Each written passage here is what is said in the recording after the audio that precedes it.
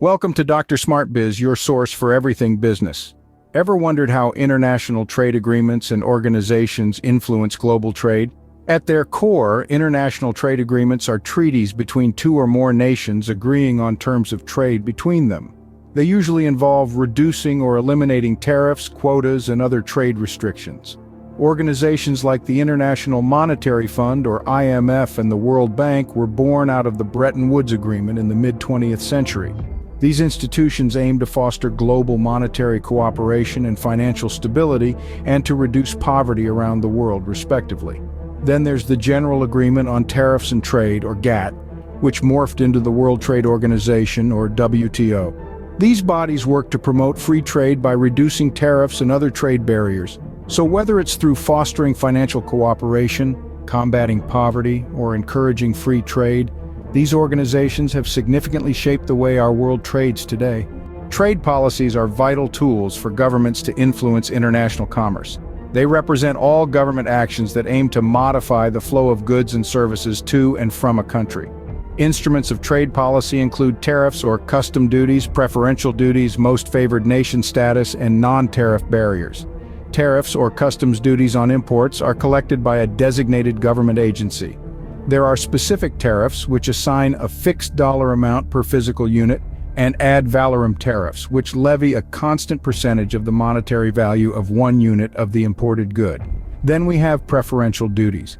These are import tariffs established for goods of certain countries, not applied to the same goods of other countries. A generalized system of preferences allows many developed countries to permit duty-free imports of selected products from specific countries. Through these tools, governments can strategically guide their country's international trade engagements. Tariffs aren't the only weapons in a country's trade policy arsenal. Delving deeper into the realm of trade policies, we stumble upon non-tariff barriers which, although less conspicuous, can be equally potent. These are measures like import quotas, voluntary export restraints, and domestic content provisions. Let's start with import quotas. They are essentially a cap on the number or value of goods that can be imported into a country. They curtail imports and protect domestic industries from overseas competition. Next, we have voluntary export restraints. These are agreements where an exporting nation willingly limits its exports to another country, often to avoid more stringent trade barriers. Lastly, domestic content provisions require a certain percentage of a product's value to be sourced from within the importing country. This stimulates domestic production and safeguards local jobs. Non-tariff barriers, while less straightforward than tariffs, can be just as influential in shaping trade.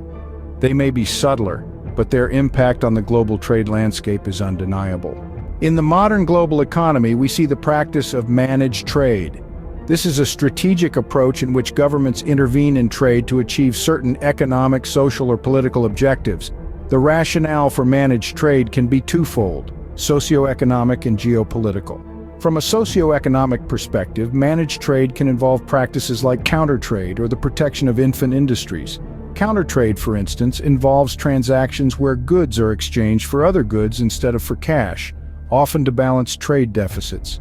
Protecting infant industries, on the other hand, is a strategy used by governments to shield new or emerging industries from international competition until they become self-sustaining.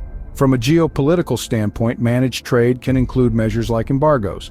An embargo is an official ban on trade or other commercial activity with a particular country, often used as a political weapon.